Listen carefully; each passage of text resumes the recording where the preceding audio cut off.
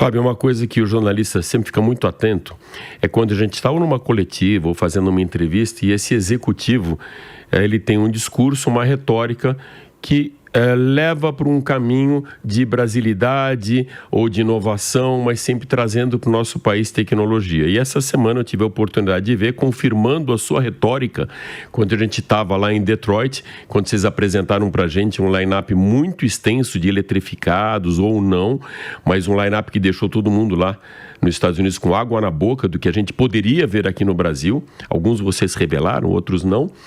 Mas no Ceará vocês já mostraram isso pra gente, né? Já sai da linha de produção um carro eletrificado aqui no Brasil, essa participação na COP30 e também a Captiva. Eu queria que você comentasse um pouco isso.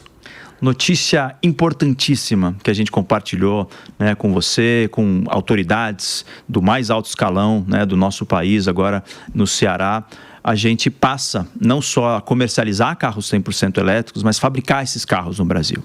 Isso para a gente é importante. A GM, desde a década de 90, tem joint ventures, parcerias, né, estratégicas com empresas chinesas. E no ano passado, coincidência boa, né, nós produzimos o equivalente na China, a General Motors, com essas suas joint ventures, o equivalente a 2,4 milhões de veículos, que é praticamente o tamanho da indústria nacional, né, de veículos leves.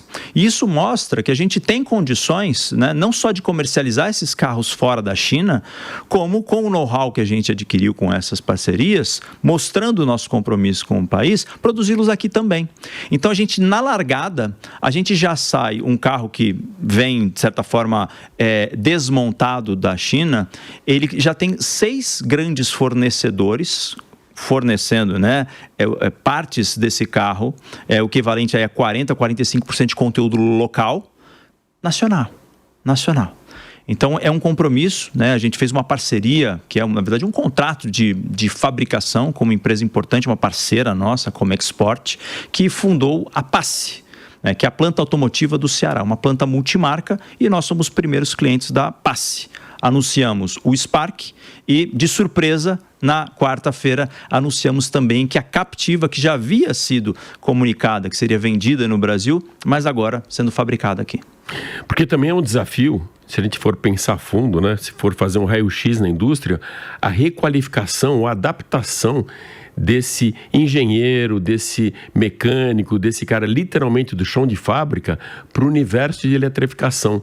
Para vocês isso chegou a ser um gargalo ou teve um planejamento estratégico para chegar nesse ponto e já está tudo zerado e pronto para lançar o carro? Eu não diria gargalo, eu acho que o Brasil tem esse diferencial competitivo, que ele tem mão de obra qualificada, e a região onde esses produtos vão ser fabricados é uma região que tem um histórico automotivo importante. O espaço onde estão sendo fabricados esses veículos eram da antiga Troller. Então, aquela região já tinha pessoas que tinham mínimo de qualificação para o setor automotivo, que sim, agora recebem um treinamento, né, adicional, porque carros elétricos têm uma mecânica diferente da montagem, mas não é nada que impeça que o tipo de mão de obra que a gente tem aqui tenha condições de fazer parte dessa transformação tecnológica tão profunda pela qual a gente está passando também aqui no Brasil.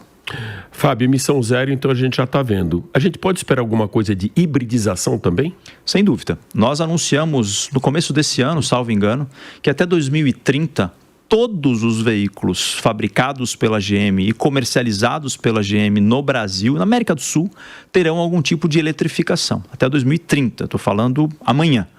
Então tem um trabalho gigantesco que está sendo feito para adaptar os motores, para trazer essa tecnologia, né, para o nosso line-up de uma forma bastante presente. Isso requer um trabalho gigantesco de engenharia, isso requer, né, uma nova visão dos nossos vendedores em relação a essas tecnologias.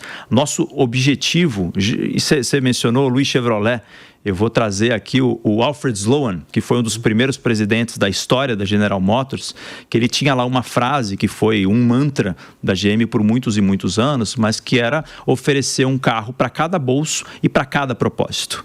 E agora a gente tem essa visão de seguir oferecendo um carro para cada bolso, para cada propósito e com todas as tecnologias disponíveis no mercado.